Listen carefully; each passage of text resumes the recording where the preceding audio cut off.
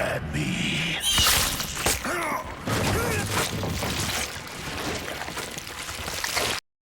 Welcome back to Marvelous Videos. I'm Rylan, and today we'll be looking at the Strain TV series, Creatures Explained. Horror fans who are familiar with Guillermo del Toro's work know what a delightful opportunity it was when he got to work together with Chuck Hogan to bring about their unique take on vampire mythology. With each passing season, we were introduced to some new kinds of scary stuff, and the narrative evoked as much fear of diseases as it did of vampires. The vampire horror TV series was based on a novel trilogy by the same name, and the first season, with 13 episodes, was enough of an incentive for the fans to get hooked on the concept.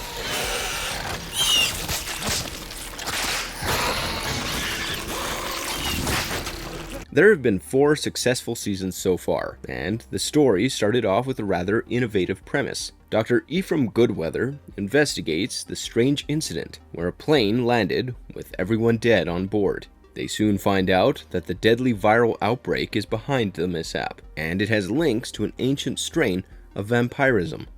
Once the virus begins to spread uncontrollably, Dr. Goodweather and his men have their task cut out for them: to save humanity. There have been some terrifying creatures that we've seen through this series, and in this video, we will take a quick look at some of the most horrifying ones.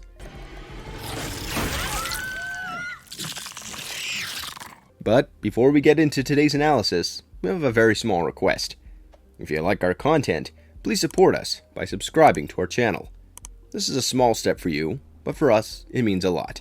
Thanks. Now, on with the video.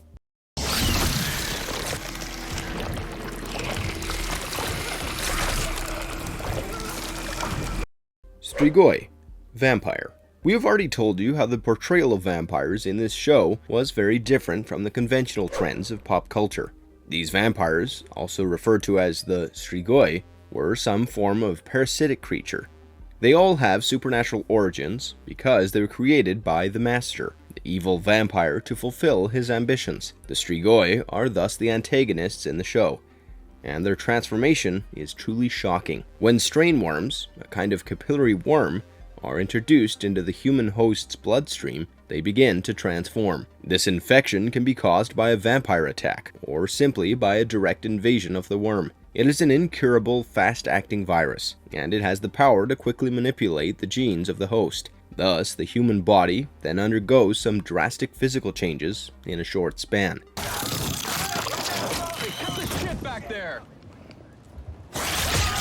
One of the first notable changes in the human body would be the long, retractable proboscis beneath their tongue. This can extend as much as 6 feet from the mouth and is called the stinger. It serves both the purpose of feeding and reproduction for the vampire. It can shoot forth in a flash and latch onto its human prey. Then, it drains the blood of the victim so that the vampire can gain nourishment from the hunt. The process will also ensure that the human victim is now infected by the capillary worms, and thus it becomes a vicious cycle. When this stinger is developed in the vampires, they are rendered speechless. Their sounds are then restricted to grunts and basic monosyllabic speeches. The transformed body then develops ultra-smooth skin that is completely featureless. They have a pale complexion, and even the coloration might change. The Strigoi also develop sharp fangs and talons to replace their lost fingernails.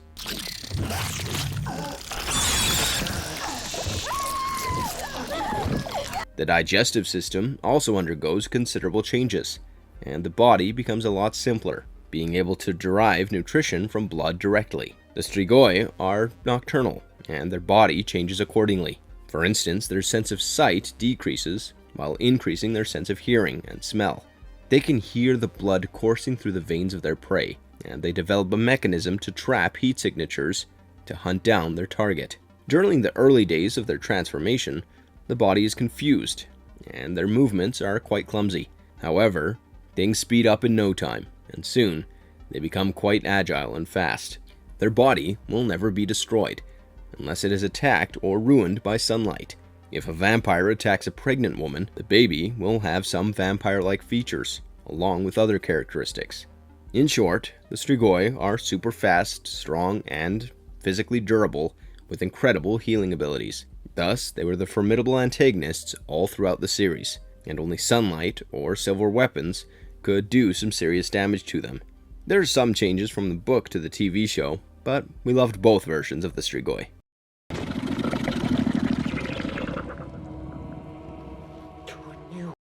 Master. The Master also went by the name of Serial, and he was one of the 7 original vampires known as the Ancients. He was the youngest among all of them, and the Master was responsible for the strain of vampirism that was quickly spreading through New York City. It is not much of an overstatement to suggest that he was the main villain in the series, and the makers did well to make his appearance such so that it would strike fear in the hearts of the viewers. When he first arrived in New York, he inhabited the body of a Polish nobleman from the 19th century named Józef Sardu. The man was infected with gigantism, and thus Master was of a towering height and well-built physique. He had completely hairless skin, and his lack of nose only added to the creepy look of his face. His clawed fingers and evil eyes, together with his strange protruding ears, made him look quite threatening.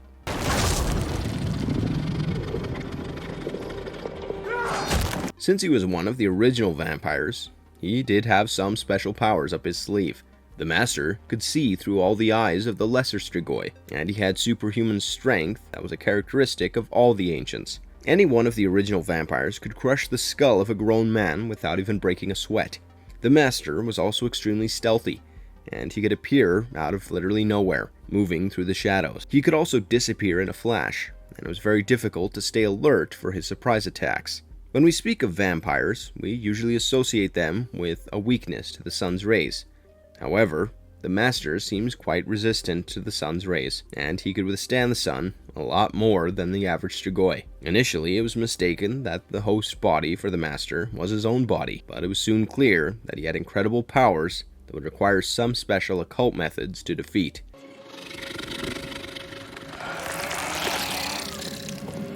He always had a steady line of workers who would assist him. He would promise them immortality and make them do his dirty work. Thomas Eichhorst was his trusted lieutenant, and he carried out most of his orders. The Master recruited others with his help. He also had an endless source of wealth, because a billionaire named Eldritch Palmer was his follower, after he promised him immortality. The Master and his several accomplices gained powers through the solar eclipse, and their control over New York grew considerably. His ultimate goal was world domination, and every step was carefully calculated to fulfill the same. He caused widespread chaos in the city, and even set up processing plants to extract human blood. Even though we discussed some of his special powers, his greatest strength was probably the way he would exploit the weaknesses in humans, such as their greed and vanity.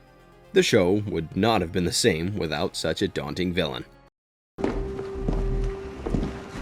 Who are you? My name is Vaun. Vaun. This character was not in the books, but he has similarities with a character named Quinlan. Later, the makers decided to bring him on the show as Vaun, and they introduced Quinlan later. It is a great example of how a character in the original story can be split into 2 distinct characters, and be used for a movie or TV adaptation. Vaun was a very important character in the show, and he served the 3 American Ancients.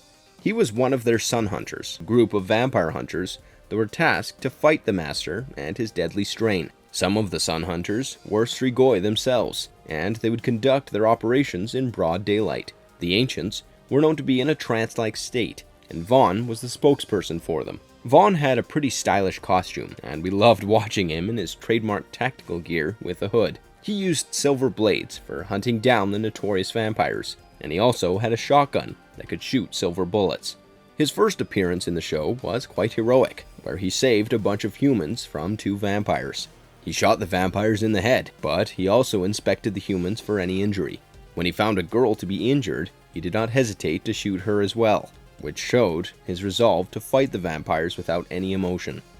In the second season, the stories around Vaun grew more interesting. We got to know how the Master could not hide his thoughts from the Ancients, and they knew how Satrakian was fighting his forces. Vaun even made a deal with Satrakian, stating that the Ancients would help him find the Ocito Lumen, the medieval manuscript which is the key to defeating the Master. In return, Satrakian would let them know about the whereabouts of the Master whenever he has any information. He had some amazing moments on the show, but later on it was implied that he was dead. Vaun was replaced, but we still missed his endearing presence on the show. I will stop him, but for my own reasons, which you well know. Quinlan. Quinlan is a member of the Born, and he is a very rare human-vampire hybrid. He also has another special identity as the son of the Master. However, he despised the evil nature of his father and served the 3 American ancients as their bodyguard. Quinlan is also a capable hunter, and his fighting skills come in very handy in certain missions. He is one of the secondary protagonists of the series, and quite a likable character. To get to his origin, we have to first take a quick look at the history of his dreaded father. The Master was only a few centuries old when he served as the chief advisor to the Roman Emperor Caligula in 37 to 41 AD. He went by the name of Thrax back then, and the Emperor provided him with young women to feed on in exchange for his counsel.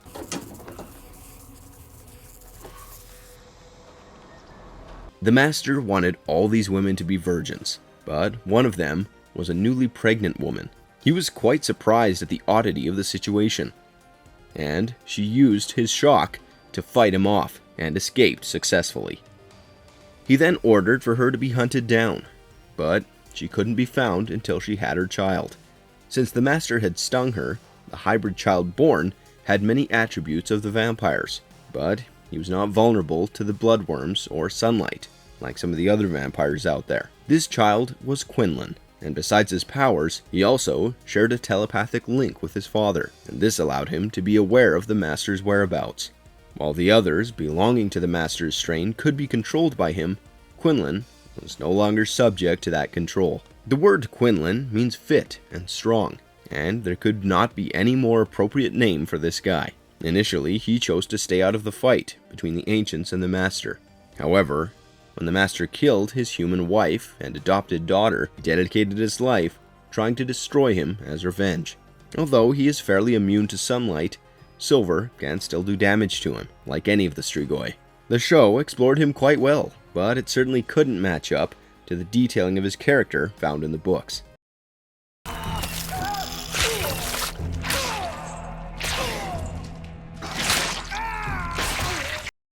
The Ancients. To put things simply, the Ancients comprise 7 original vampires. 3 of these vampires are from the New World, and 4 are from the Old World.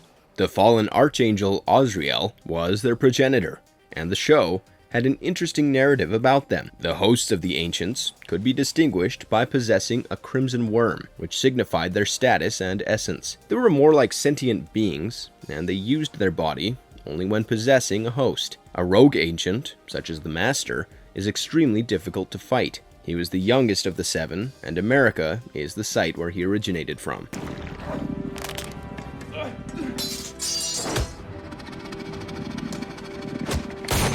In some way, the Ancients are connected to the human world, but their influence is supposed to be superficial.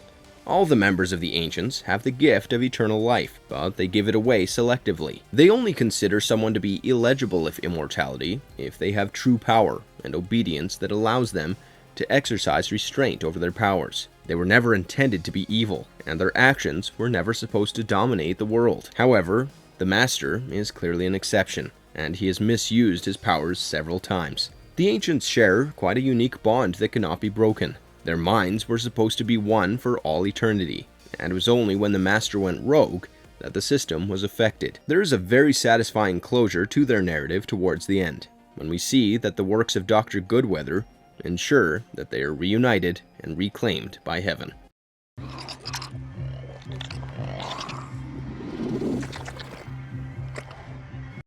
The Born. We have already spoken about the consequences of when a vampire feeds on a pregnant woman. The baby born will have vampire traits, along with some other characteristics. These are Dhamphirs, which are hybrids with some human features as well. For instance, they can withstand sunlight and are less vulnerable than other vampires. The Born is basically a group of such vampires who are birthed and not turned. These Dhamphirs can be extremely intelligent, and coupled with incredible strength, they are a force to be reckoned with. They lack the worms in their blood, and when the deadly outbreak took place, Quinlan was the only Born accounted for. He worked with some other turned vampires, and he served the Ancients, against the malpractices of the Master. His accomplices were full vampires, but they did not work for the Master.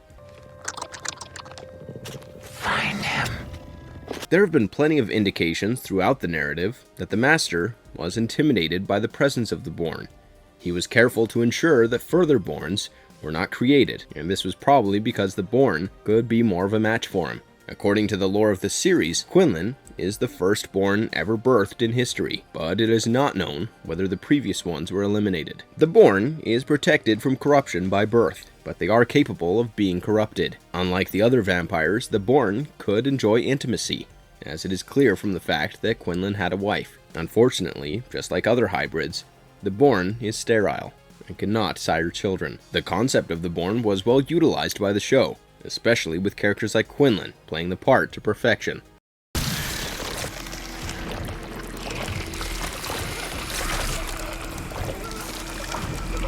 Gabriel Bolivar. Gabriel Bolivar was one of the notable antagonists of the show, and he was one of the Master's trusted undead acolytes. He was portrayed as a womanizing musician, and he had a lot of female admirers. After he was turned into a vampire, his lust transformed into a thirst for blood, and he has been seen throughout Season 1 and Season 2. Even when he was human, he had a rather strange appearance, because he wore corpse paint along with his colored contact lenses. His real name was Dwight Morsheen, and his father was a Baptist preacher. However, all he cared about was having his way with the women when he lusted for them.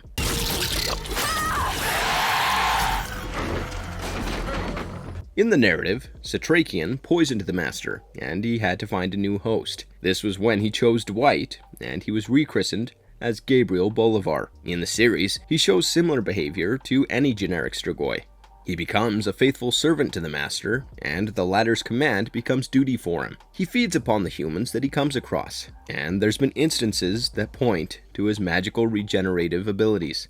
During an ambush of his building, his proboscis was severed from the middle, but it soon recovered. When the Master uses him as a host, the host is supposed to be dead, and thus, technically, Bolivar is dead. His biological death, however, occurs much later. Quinlan decapitates Bolivar, and the host body is killed. The Crimson Worm then leaves the body and vanishes into the sewers. And it is finally the end of this evil entity. Mongrels. Mongrels were one of those entities that were created specifically for the TV show. These were super vampires, and they had no mention in the trilogy. If the average Strigoi is strong, the Mongrels are much stronger. They are also faster and more feral in nature.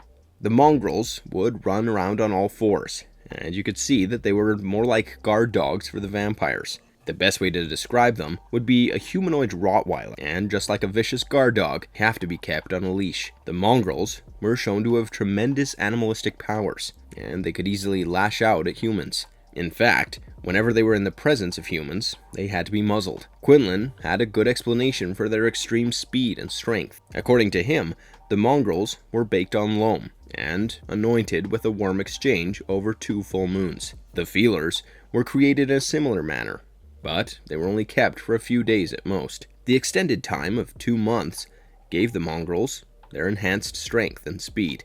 Guillermo del Toro came up with the idea of the Mongrels, and it surely was an innovative touch to the narrative. He wanted Quinlan to have a capable opponent who gave him a tough time, and thus the Mongrels were introduced, even though they had no mention in the books. Special directors always managed to think outside the box, and the whole series is a great example of how the makers manipulated the generic vampire stories into something new and exciting, with such added characters and creatures. If you enjoyed today's video, don't forget to send a like and subscribe to our channel if you haven't already. Have a good one, and be safe.